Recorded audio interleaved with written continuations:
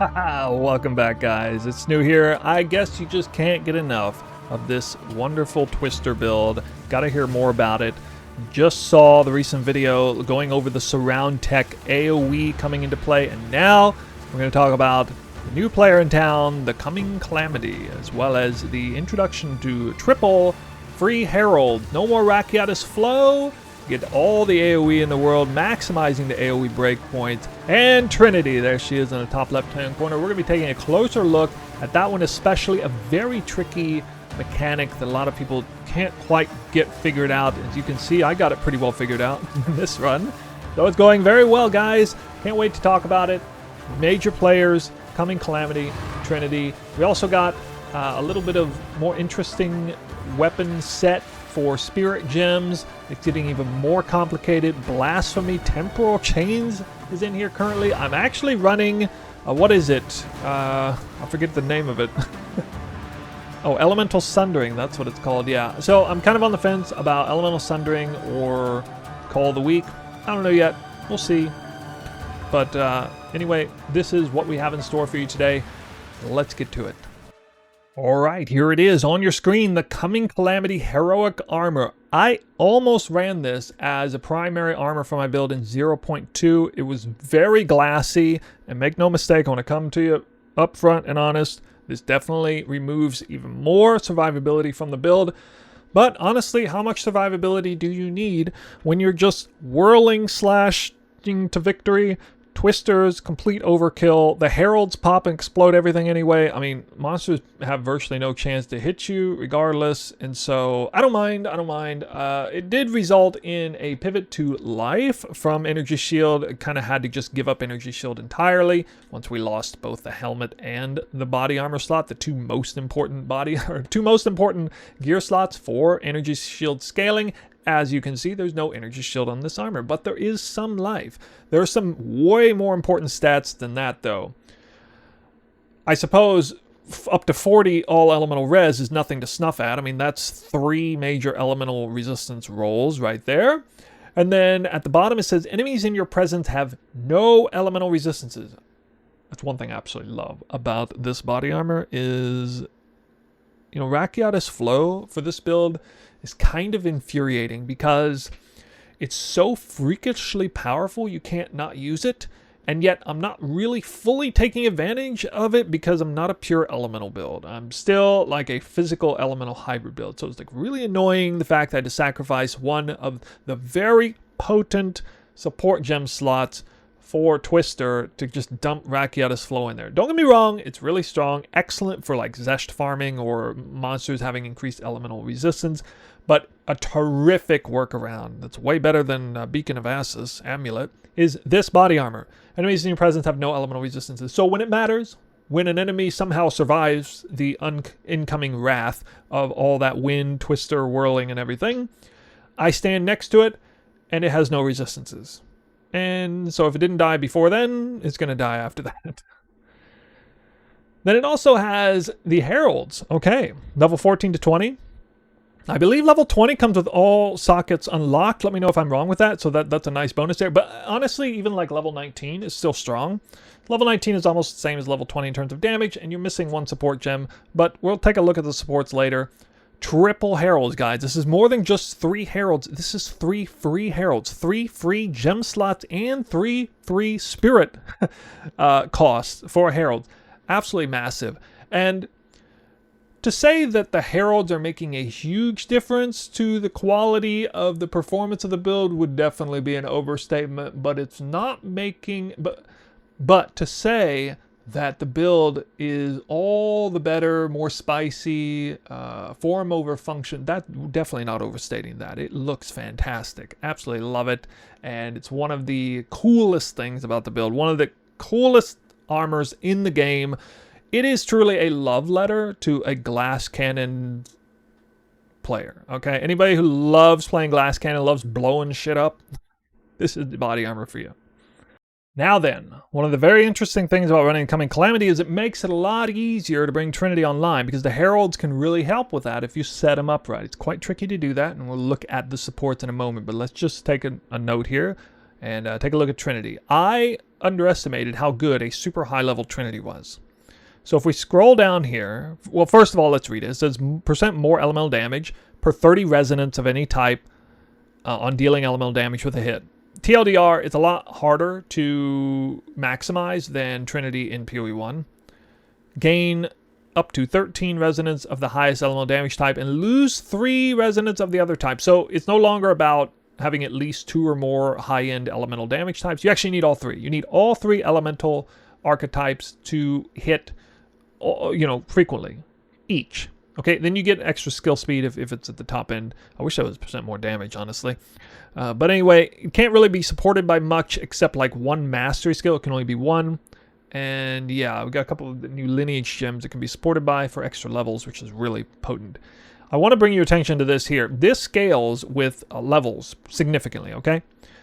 Do not sleep on this number here. 5 resonance for the highest elemental type. This number scaling up has major benefits because the number on the right, okay, the downside, that doesn't get worse. The upside gets better. So it's a lot easier to bring Trinity fully online the higher the level goes. Currently, I'm running a level 25 Trinity. And you can see there's no benefit to 26. 27 would be nice for another 8% more damage per, 30 resonance. But here we got 7% more damage per 30 resonance. Get 15 resonance when hitting and lose 3 of the other 2. And this is quite manageable if you hit numbers like this, as you can see by the footage in the front of the video. We're going to take another look at that footage now. Okay, so this is the exact same footage that I showed you at the front of the video. You can see the first hit, Trinity is brought online. Let's actually rewind that. You can see what's happening here. And the very first Twister cast, you can see that all 3 elements have been activated. Fire most of all, cold is a secondary, and a little bit of lightning. Lightning is in the top left.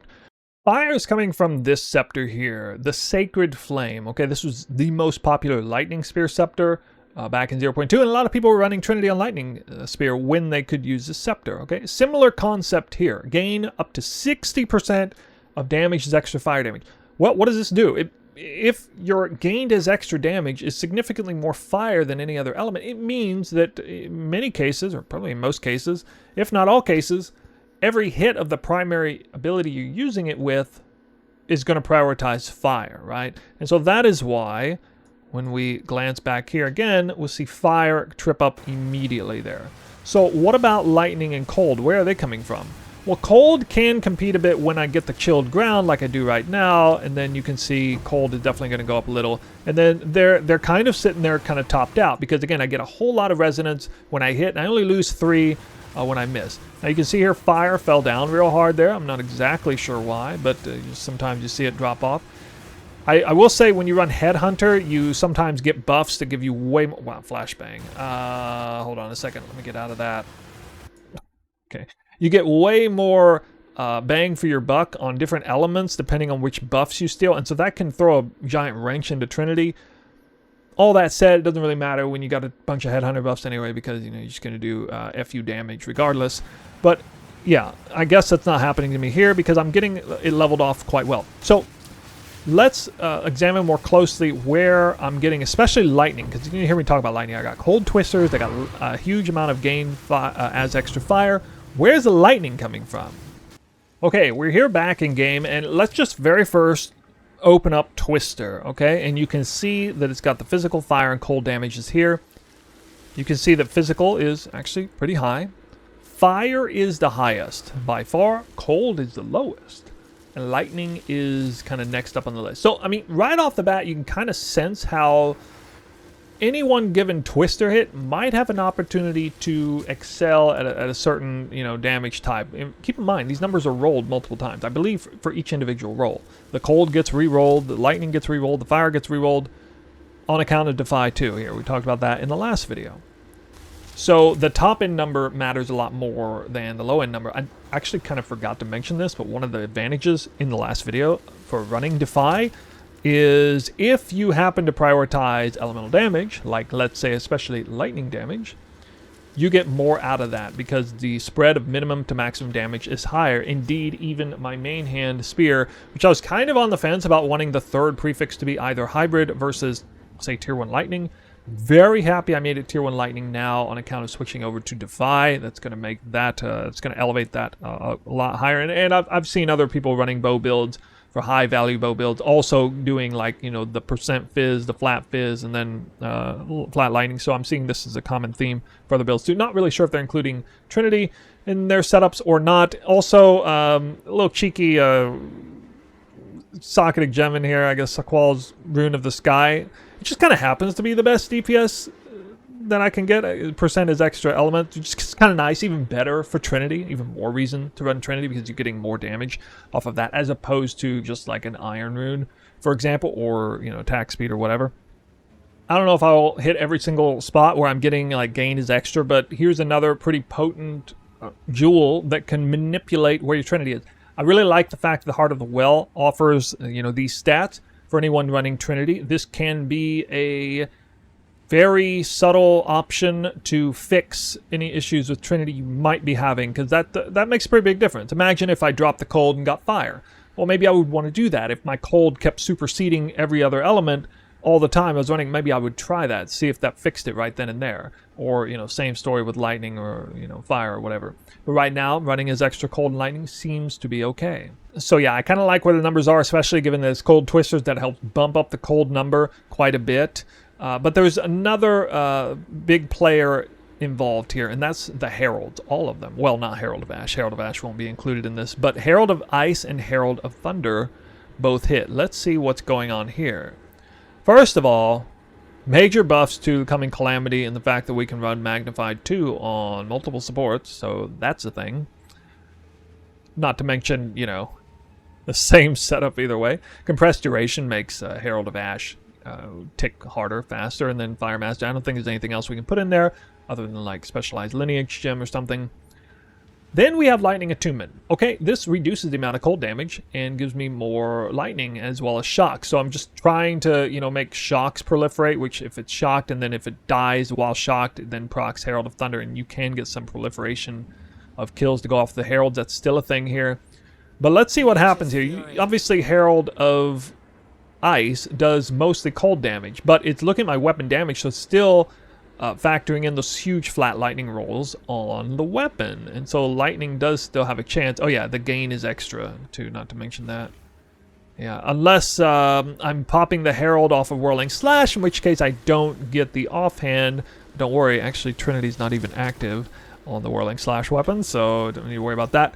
Remember that the Heralds, they snapshot. So if the kill, I believe that's how it works, if the kill is made from Twister, it will read off of weapon set 2's numbers here for deciding how much damage to do via the Herald. If the kill is made from Whirling Slash, it will read off weapon set 1, and so actually Trinity will not even be active if the kill is made through weapon set 1. Just kind of a side point there. The important thing here is to notice that most of the Herald kills will take place on weapon set 2. And so this is the damage spread here. Now, because I have Lightning Attunement in here, now lightning is most likely to win out the favor on this particular attack. What does that mean? It means it elevates lightnings on Trinity. It gives lightning more of an edge than it would have otherwise had just from Twister. And this is where I'm really helping balance things out. I'm actually using the Herald to help balance out lightning where it's falling a bit short on Twister. Okay, Herald of Thunder, conversely, while I could just leave it alone, and honestly in this case I could just pull the attunement out. Embitter is a more powerful option than attunement if you're having a bunch of gain is extra already, which I do.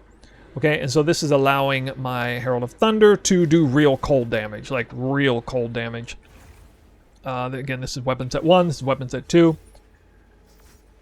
And yeah, I mean, look at that. That is a lot of cold damage. So usually cold will win in the case of Herald of Thunder. All right. So in some cases it looks like cold is kind of losing out, and then this helps drive cold up as well. So one thing I've noticed with this setup is indeed, just like before in 0.2, the Sacred Flame really dominates fire on the weapon that you're using when this setup is active. And you kind of need to rely on the Heralds, a little bit of reverse element tech especially, can help drive up cold and lightning together to meet fire halfway, and that is what keeps Trinity going well. Okay, we need to take another look here at all of these spirit gems. We just got even more robust a setup with spirit gems. All right, Uhtred's Exodus, you definitely put that on charge regulation, by the way. Charge regulation is now the only spirit gem that is currently set to both weapon set 1 and 2. Yay! It's all in a area by itself. All right, now weapon set 1. Okay, weapon set 1. We removed Wind Dancer. The reason why I removed Wind Dancer is because I couldn't fit it into weapon set 1 and 2. And so, if you guys recall in a previous video, while Ghost Dance didn't reset the stacks when swapping back and forth, Wind Dancer did, unfortunately. And so, we had to, unfortunately, kind of drop it. It was a little bit redundant to have it in there. But, somehow, some way... Oh yeah, also dropping Ghost Dance because... I'm not going life anymore, which we're going to talk about that swap in a second here. Yeah, alright, so Blasphemy, I put Enfeeble in here. Temp Chains actually synergizes with Chill. So we got very strong Chill, and we got a Temp Chains in here, and those monsters are getting slowed. And by the way, even more tech here with something like this. The Howling Primate, present of area of effect, counts for Coming Calamity, as well as Aura Skills increase magnitude. Does matter for this. So this is a really nice way to make monsters... have, you know, do something even less than what they normally do. In this case, Temp Chains is slowing them down. Oh yeah, and what am I scaling again? Oh yeah, area of effect. Hey, that matters here. And we can put magnified area of effect. I checked in game, and this is almost screen wide. The only way a monster doesn't get affected on this is if they're like way off in the very corner edge of the screen, they won't be affected by them. If they're like at the top, bottom, if I can even see them, they are Temp Chains. That's how wide the aura range is on me right now with all this crazy AoE scaling, synergizing with Twister, Whirling Slash, and everything else. So really love the addition on there. Functionally, not the hugest thing in the world, but again, you know, I'm squishier than I was before. And so it's nice to slow the monsters down double time. And again, it's multiplicative with Chill, and Temp Chains. You can look at the wiki, it says they're right front and center, and yeah, you can tell when you actually play in game. Those monsters are moving real slow. Normal monsters, anyway. Companion's still here. All right, this still, yeah. This actually does no longer require 59 spirit. That's not the magic number. 50 is. 50 on gear. So I have 50 on the amulet. Don't even have to use solar amulet, so it's 150 on gear there. Not the case with the offhand and this setup, or rather the weapon set 2. Which will feature, yeah, so just to recap, weapon set 1, everything else weapon set 2. Combat Frenzy, Trinity, Cast on Crit, and Siphon Elements. That's a lot of spirit. 284 gave me 3 left over. So, 181, I guess? 181. To do that, unfortunately, I needed a Corrupted Sacred Flame, all right, with percent increased spirit, as well as the socket. So one thing you might notice in the footage is that now the Cast on Crit link setup is also doing extraordinarily high amount of AoE. That matters for multiple reasons. Firewall, more likely to hit, the Twisters more likely to pass through. Profane Ritual, more likely for extra corpses to be in that, you know, active ritual zone. Ice Nova, most importantly, has a wider range, which means the chilled ground is wider, which means if I cast Twisters with no elemental ground, the minion isn't around or whatever, it serves as a backup through cold infusion from Siphon Elements. Before, with 0.5 Twisters and no AoE on Cast on Crit, no AoE scaling at all, a cast of Ice Nova with no elemental ground would catch about half the Twisters outbound. About half of them would be caught in there and would turn elemental. And then, you know, if they pass back over the elemental ground, then count. With all this AoE, 100% of Twisters get caught.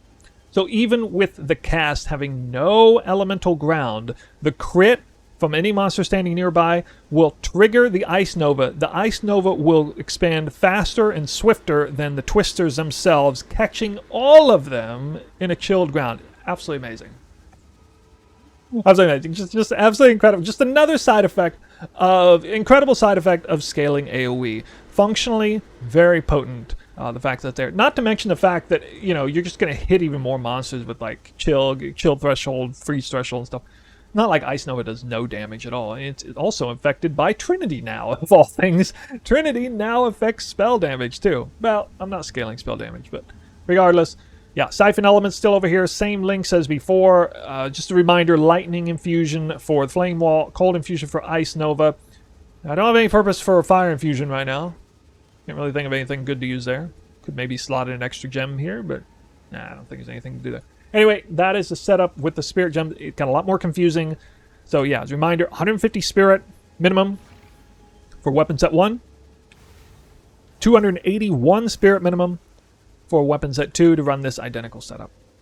So I already teased this before. We now have 3 variants. You can see there's dollar signs in front of them. That basically represents the investment cost or the scaling. And so we'll make this about the guide as well as the pivot to life. We'll look at some of the gear in there too. And so, you know, major change here is getting a second very expensive time lost jewel to get even more AoE. All right, we're going for the 0.8 breakpoint of AoE in this case. So getting all the AoE we can. Once again, going to need 24% AoE in total from the Megalomaniac. And yeah, I'm going to need at least this many... this many 3% AoE effects. That's a lot of them. I can't remember how many off the top of my head. So that's that. And then we also have all of the gems. This is all up to date currently. I don't have Elemental Sundering in here. I got Combat... or not Combat Friendly, sorry. I got Call the Weak. I still like the way Call the Weak feels. I'm very much on the fence about that skill gem slot. But we also have the Pivot to Life. All right, so the last thing we're going to look at is all the life. So I ran a life-based build in 0.2. Crimson Culture was the body armor that I used, gave you Overflow, which is 2x the amount of life you had. Was able to get up to about 4,500 life that way. Unfortunately, Overflow was nerfed to be a 1.5x multiplier, not 2, so that was a massive nerf to that body armor, which really puts, in terms of life options, the Coming Calamity more glass cannon setup in mind.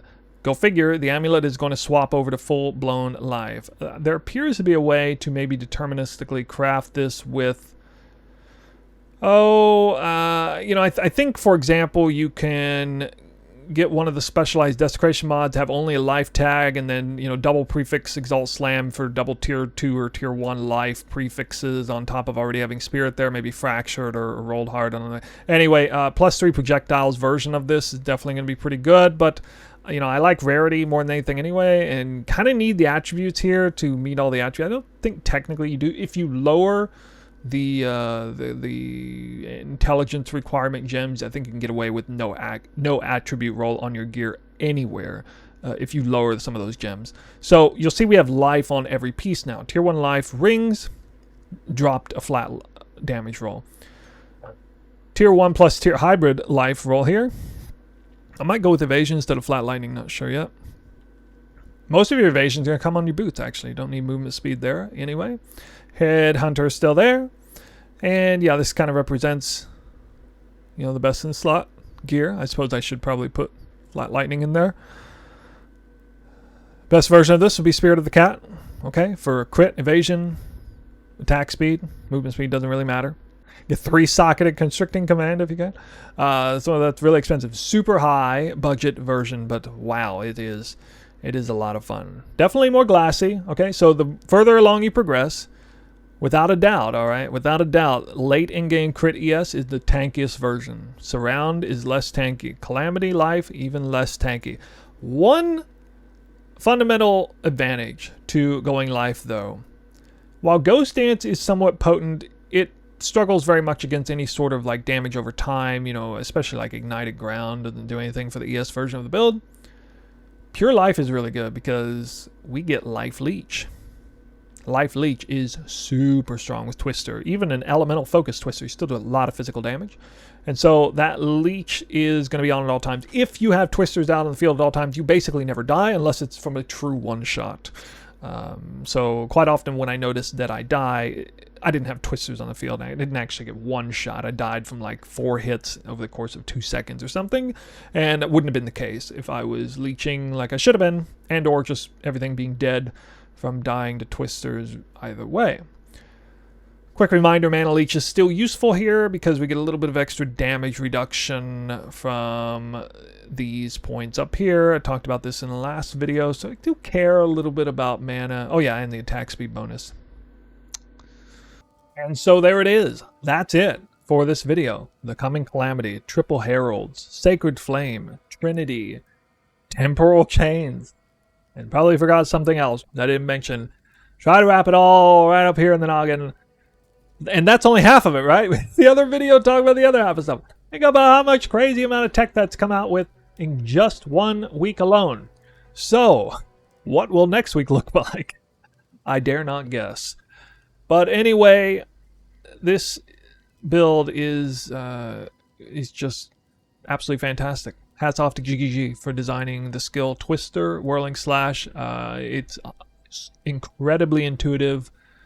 I would love to see more skills in the game that have multiple vectors of scaling. This skill is unlike any that I know of in existence. A conventional scaling, damage, crit, scalable, area of attack, area of effect attack that scales off through shotgunning, projectile speed, skill effectuation, area, elemental damage, multiple extra projectiles to Whirling Slash, even more projectiles to Barrage and Salvo and Frenzy Charges. Name me a skill that has more scaling vectors than Twister. You'll be hard-pressed to find one. And it really makes for some incredible dynamic gameplay and super fulfilling when you see it executed and played out in real time in front of you. And the world is your, the world is a wasteland after all your Twisters get through riding out there. Anyway, guys, that's it for this video. This is part 2 of the updates. And so there's nothing else to be said for now. Maybe I forgot something. Let me know in the comment section down below if you have any questions or if there's anything you think I left out. And if there's anything else you might suggest to improve the build yet a little bit more. In the meantime, we'll see you online. We'll see you live somewhere, YouTube, Twitch. And we'll see you doing some new in-game content, I guess, because we got the new patch coming out soon. You can read into that if you want. I'll let the other people talk about that and more news-based stuff. I am 6 feet under in the best way possible when it comes to exploring this build. So I'm just going to stay in my lane right here, enjoying myself. And crafting is also a big part of what I'm doing too. But I can't tell you guys about it because then I'd lose my income stream. Ah, ha, ha. All right, anyway, that's it, guys. Thank you for watching. We'll see you in the next video.